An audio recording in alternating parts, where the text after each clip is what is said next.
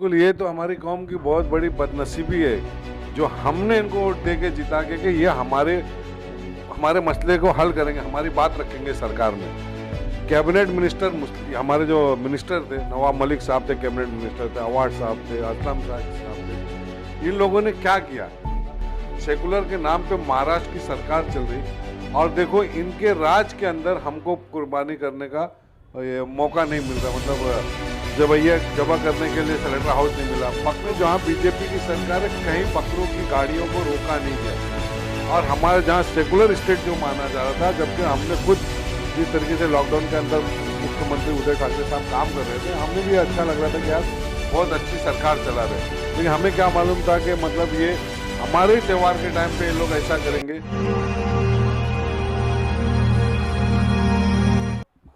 अस्सलाम वालेकुम दोस्तों, ईद उल अज़हा के बारे में हम एक और कॉरपोरेटर मुमरा के मजलिस इत्तेहादुल मुस्लिमीन के जनाब शाह आलम, जिन्होंने कुछ दिनों पहले अपील की थी सरकार से कि स्लाटर हाउस दिया जाए मुमरा में, लेकिन उनकी उस अपील पे कुछ सुनवाई नहीं हुई।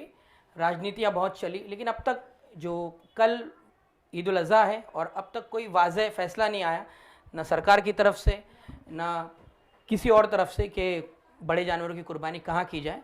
तो इसी ताल्लुक़ से बात करेंगे।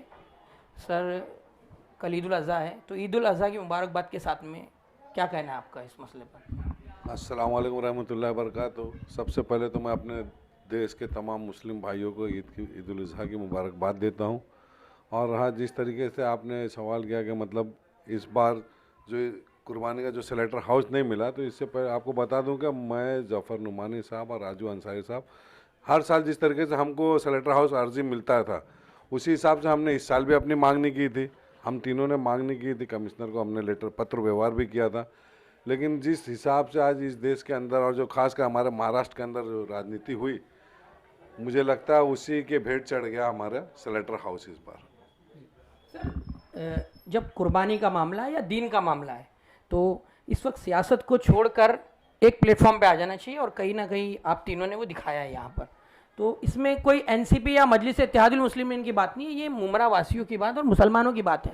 सर, जिस तरह से यहाँ पर बिल्कुल स्लाटर हाउस भी नहीं दिया गया, और जो हमारे जो 10 जो मुस्लिम एमएलएस हैं वो मंत्री बने बैठे हैं, लेकिन सिर्फ एक मैसेज वायरल होता है कि आप हमसे कांटेक्ट करें, और वो भी कब वायरल होता है?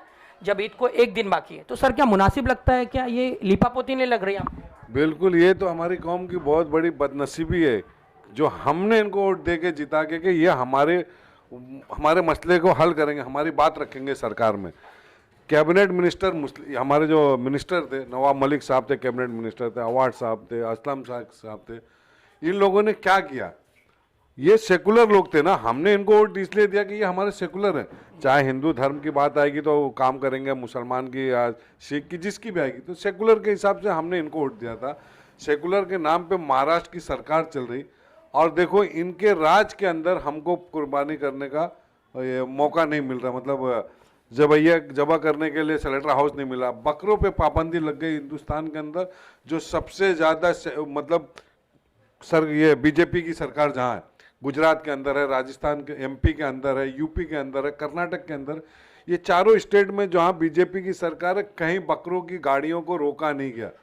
और हमारे जहाँ सेकुलर स्टेट जो माना जा रहा था, जबकि हमने खुद जिस तरीके से लॉकडाउन के अंदर मुख्यमंत्री उदय ठाकरे साहब काम कर रहे थे, हमें भी अच्छा लग रहा था कि यार बहुत अच्छी सरकार चला रहे, लेकिन हमें क्या मालूम था कि मतलब ये हमारे ही त्यौहार के टाइम पे ये लोग ऐसा करेंगे कि बकरों पे पाबंदी लग गई और बकरों की गाड़ियां नहीं आ पाई।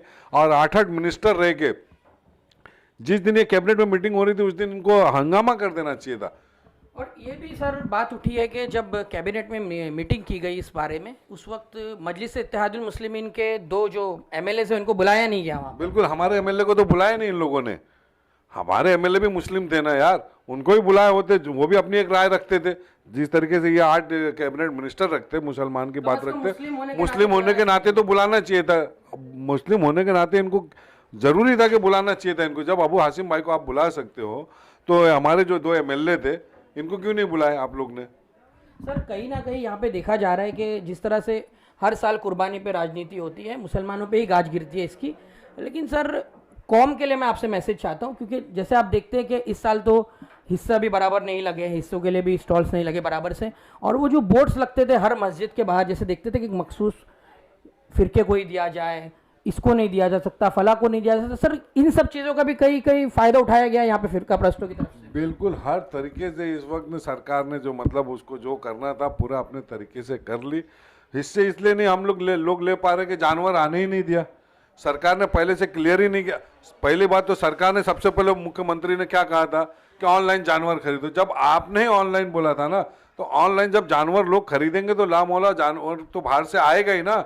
ऑनलाइन के उसके ऊपर तो नहीं कुर्बानी हो जाएगी, हाँ मैंने बकरा काट जबा कर दिया। सांकेतिक कुर्बानी यानी कि आप अलामती कुर्बानी कीजिए, अलामती तौर पे ईद मनाइए, इसका कोई ऑप्शन ही नहीं है। मेरा दिन सांस्कृतिक नहीं है, कल्पना का दिन नहीं है हमारा दिन तो जो मेरे नबी ने, जो अल्लाह ने हमारे नबी के जरिए बताया उसी तरीके पे से कुर्बानी होगी। हमारा कोई काल्पनिक त्योहार, हमारा कोई काल्पनिक धर्म नहीं है।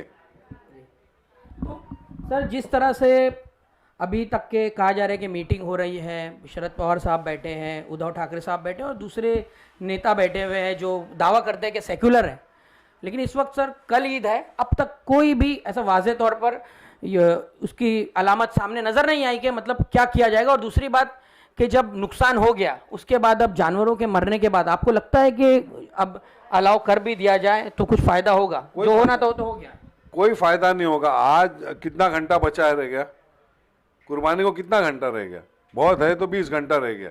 अब आप बताइए कि जब हमारे शरद पवार साहब सेकुलर पार्टी के सबसे बड़े लीडर है हमारे महाराष्ट्र के, जिनके सिस्टम पे ही सरकार बनी थी 2 महीने के बाद, और शरद पवार साहब की जो मतलब जितना वो उन्होंने रखे थे उसके शर्त के साथ ये सरकार बन गई, तो अगर पवार साहब चाहते या एनसीपी कांग्रेस के जितने लीडर थे ये चाहते तो क्या ये फैसला हमारे हक में नहीं ला सकते थे? बकरे का, चलो बड़े का नहीं ला रहे, ठीक, हमें समझ में आ रही, लेकिन बकरों को रोकने से आपको मालूम है कि करोड़ों रुपये का लोग कर्जदार होंगे और मरेंगे। देखना कुर्बानी के बाद लोग आत्महत्या करेंगे। जिन्होंने, मैंने आपसे 10 लाख रुपया लेके आके भाई बकरा उतारूंगा, 2 पैसा कमाऊंगा, तुम्हारा पैसा दे दूंगा।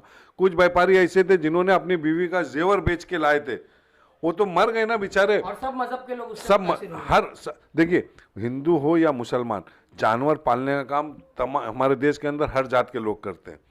तो अगर जो लोग पालते हैं, क्यों पालते हैं कि भाई ये एक इंडस्ट्री है। जिस तरीके से बताया था कि मतलब हिंदुस्तान ही एक इतना बड़ा देश है, ब्राज़ील के बाद सबसे ज़्यादा मटन या बीफ का वो सप्लाई करने वाला हिंदुस्तान है। आपको अगर करना है ना, पाबंदी लगाना है ना पूरे देश में, चलो हम रेडी हैं, आप पाबंदी लगाए, लेकिन सबसे पहले फैक्ट्रियों को सील करो, फैक्ट्री बंद की जाए, जहाँ एक्सपोर्ट होता है, कत्ल खाने बंद किए जाए एक्सपोर्ट के, हमको कोई मसला नहीं।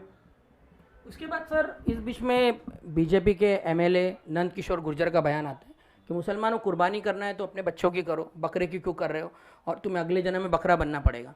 तो सर क्या कहेंगे इसके ऊपर, आपका क्या जवाब? देखिए उन्होंने तो फिर आके अपना माफ़ीनामा मांगे। मैंने ऐसा अल्फाज नहीं किया, मैंने बोला कि बच्चों को कुर्बानी करने के लिए नहीं बोला, मैंने तो बताया कि नहीं बच्चों की कुर्बानी नहीं होती। तो हम नंद किशोर से हमारा कोई लेना देना नहीं है, उनकी अपनी सोच है, उनका काल्पनिक है कि उनका साथ वो होएगा। हमको ये मालूम है कि मरने के बाद हमारा हिसाब किताब होगा, फिर हम जिंदा होंगे, इंसान ही बनेंगे, हम जानवर नहीं बनेंगे। क्योंकि मेरे नबी ने हमको बताया, हमारे अल्लाह ने बताया कि हिसाब किताब के बाद जन्नत और जहन्नम, जो जन्नती रहेगा वो इंसान की शक्ल में उठाया जाएगा, क़यामत के दिन इंसानी शक्ल में उठाया जाएगा, कोई जानवर की शक्ल में नहीं उठेंगे।